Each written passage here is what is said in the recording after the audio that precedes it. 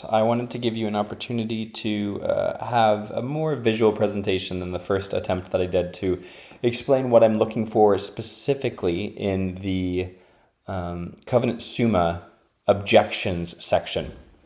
So you should be pretty familiar with the fact that you are supposed to come up with objections to your disputation question. Now, as a reminder, your disputation question is supposed to be framed as a yes-no question, and I am supposed to assume by reading your question that you're going to be arguing affirmatively. So, if you're arguing for divine simplicity, your question should be something along the lines of, is God simple? To which I will assume that your answer is yes. If you're arguing against divine simplicity, your question should be, is God complex or compound? To which I will assume that your answer is going to be yes. Notice those are all yes-no questions to keep things very, very simple. I believe all of you have it at this point. But what I also wanted to make sure was that your objections were framed according to the syllogistic formula that I'm going to lay out here. This is, I wouldn't say, standard among all logic reading. You'll come across, along all philosophical readings, you'll come across various different philosophers who don't use syllogisms in the least bit. Now, since we're doing stuff as inspired by the medievals, I think it's really helpful. You'll see syllogistic forms, if not explicitly stated by medievals, implicitly utilized in the way that they write. This is especially prevalent when we look through the work of Augustine and Aquinas. It kind of flows from their thought, especially with Aquinas. You can usually make connections, and sometimes it's unclear whether or not he intended you to make those connections, or if this is just how carefully he thinks through the matters because he's working through it from a very systematic approach. The two main accounts that I want you to give are either modus tollens or modus ponens, the way of addition and the way of negation, or the way of affirmation, the way of negation. Modus ponens, you should be very familiar with this from your logic courses, but it's if A, then B, A, therefore B. Meanwhile, modus tollens is if A, then B, not B, therefore not A. Always keep in mind, you got to check carefully. Make sure that you're not writing if A, then B, not A, therefore not B. Well, why is this wrong if you were to affirm something like this? Again, it's always helpful just to see it written out in plain English. So if I was to say, if it is a strawberry, then it is a fruit. Then you can imagine it is not a fruit. Or sorry, that would be correct. You could say, if I said, if it's not a strawberry, then I could not then make the argument that it's not a fruit, right? Because it could be an orange, a banana, something along those lines. And so I want to be very, very careful that it's if A, then B, not B, therefore not A, and that I'm not negating A first. Okay, but again, that should all just be reviewed from your days with Logic 1 and 2. For our present purposes, your argument is probably functioning at the strongest if it's a simple modus ponens argument. And let's take divine simplicity since we've talked about it so much. It would be something like if your objection to divine simplicity has to do with the incarnation, you might say that if Jesus is simple, complex. If Jesus is complex or compound, then God is complex or compound. And then we do want to affirm, let's indent this here. We do want to affirm that premise. So yes, it is true that that Jesus is complex. Therefore, God is complex, which would of course negate the thesis of divine simplicity. Now, you'll notice that if I want to disagree with this syllogism, I have to either disagree with the minor premise or the major premise, because the conclusion just follows from the two of them put together. This is why I want you thinking like this, because I want you to be able to tell me whether or not you disagree with the minor premise or the major premise, or perhaps both. But it can't be neither if you're going to reject the conclusion. It always bothers me when someone says something along the lines of, I agree with the way that you're arguing, I agree with what you're saying there, but I just don't agree with the conclusion, because that's the one move you're not really able to take when you're formulating your thoughts in this way. You have to take the conclusion if you take both premises to be correct. You might not know which premise you disagree with, but you can't actually agree with both premises and then also not agree with the conclusion. It simply follows from it.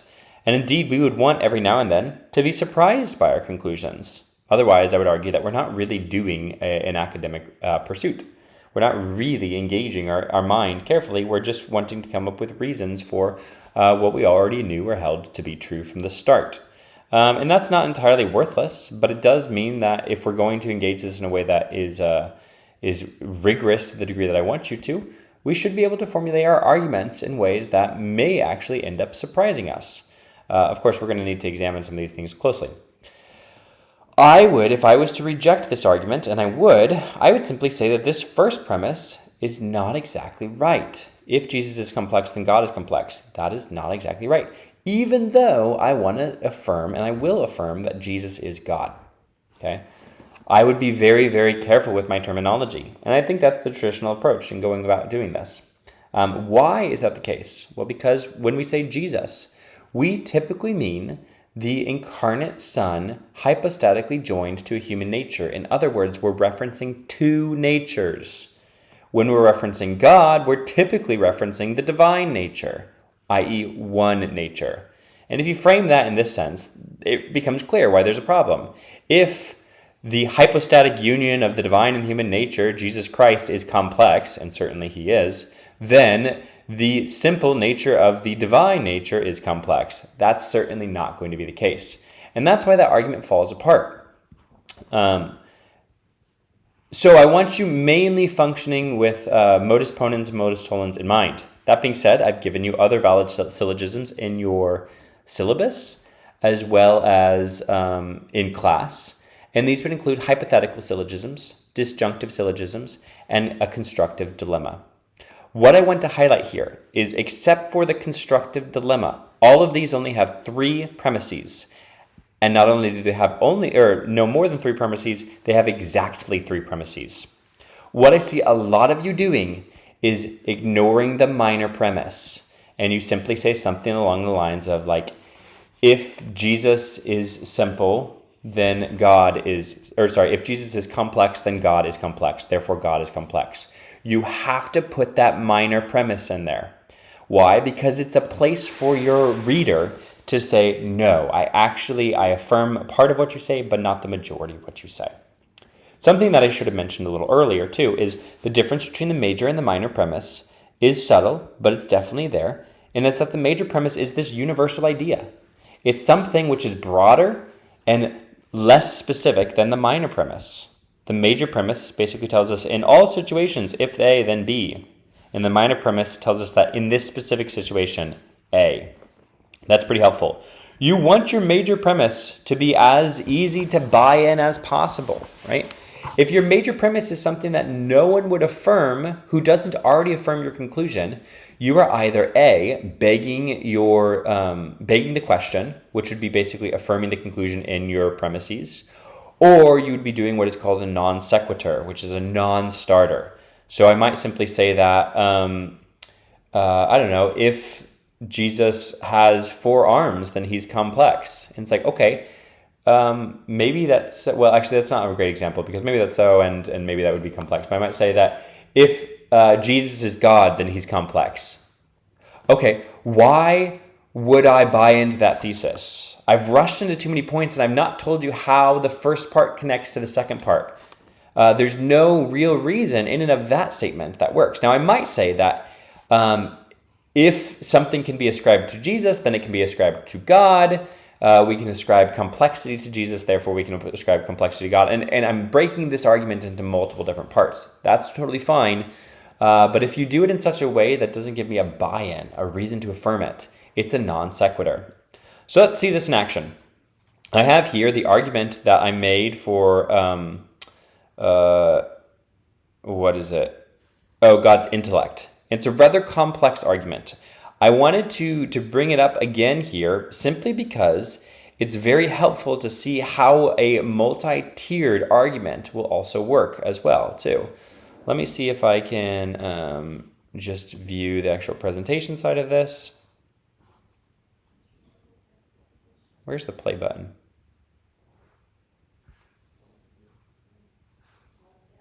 I can't see it. Regardless of which, I'll walk you through these different parts and we'll see how they function together.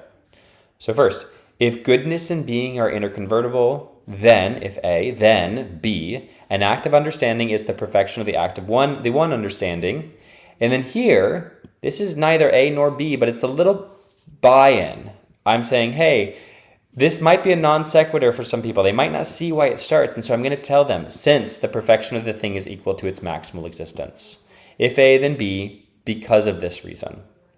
I say that it is true. P is true, or A is true, which is basically goodness and being are interconvertible.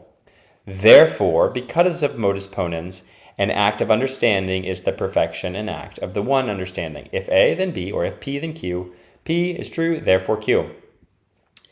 The next part of my argument gives me another major premise. If something other than God is the perfection of his substance, then either he is caused by another or he is compound. God is not caused by another. God is not compound. Therefore, it is not the case that something other than God is the perfection of his substance. Okay, what I basically said is that if A and B, if either A or B, then C. I say not A, not B, therefore not C. That's how that argument works.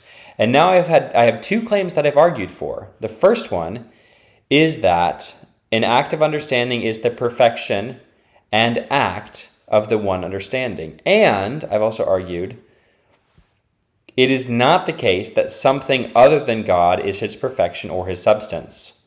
And now I'm just going to start putting these together. If it is not the case that something other than God is the perfection of his substance, which is what I just claimed, and he understands, then the act of understanding, which is his perfection knowledge, is equal to himself.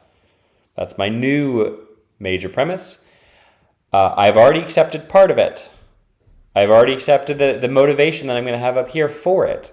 And now I just simply have God understands, therefore God's act of understanding, i.e. his intellect, is equal to himself. Okay, so you can see I have premise, premise, conclusion. Premise, premise, premise, conclusion, because that one involves an either or statement. Then premise, premise, conclusion. It may even be that one of my conclusions functions as the minor premise of a modus ponens, and therefore I might only have just premise, conclusion, conclusion. That's totally fine as well, too. Your conclusion will function later in your argument as such. Okay, I give this to you to show you like the bare bone structure. Now, if I was writing this out, though, I might kind of give it a little bit more of a poetic flair. Now, I wouldn't take too many liberties here, but I would say something like this. If goodness and being are interconvertible, then an act of understanding is the perfection and act of the one understanding, since the perfection of the thing is equal to its maximal existence. We know this to be true, therefore we can assume the conclusion. But if something other than God is the perfection of his substance, then either he is caused by another, which is false, or he is compound, which is also false. So we can further conclude that nothing other than God is the perfection of his substance. Further, if it is not the case that something other than God is the perfection of his substance, and he understands, then the act of understanding, which is the perfection of his knowledge, is equal to himself. Since we know that God understands, we can thereby conclude that God's act of understanding is equal to himself. In other words, God is his intellect. So you can see it's a relatively complex argument, many different features, but they all work together. The last thing that I will say, this is something I see students do all the time, is they will try to use these terms with synonyms. And so they say something like this. If it is a house, then it is a building. I would agree with that. They say, it is a home, therefore it is a building. Therefore, this is not right. I might think that house and home are just synonyms with each other, and therefore I want to have a little bit of variation in my delivery. I understand that inclination. This can feel a little bit overly jargony or stiff and wooden. Don't do this though. Why? Because I don't necessarily know if this major premise applies to the minor premise where I've substituted this synonym. And indeed, I would say that if home is just where the heart is, then it is not true that it is a building, right? As the old cliche would go. It might just simply be, I don't know, a park or something like that. So this syllogism wouldn't even work if I just substitute home for the synonym of house. It breaks down. I see a lot of you doing that in your minor premise, and so be very cautious of that. Make sure that you're using the same terminology throughout. You should be able to see if A, then B, and then your A should be brought down exactly down here. Or if you're doing a modus tollens, you should say if A, then B, and your B should be exactly negated in your minor premise. And then, of course, your A should be exactly affirmed in your conclusion. Or sorry, here it would be denied. Here it would be that the B is affirmed. Hopefully that makes some sense. I am happy to work with you through all of these as you continue to kind of struggle to think well. It's not easy to do. So please stop by my desk and ask me if you have any further questions.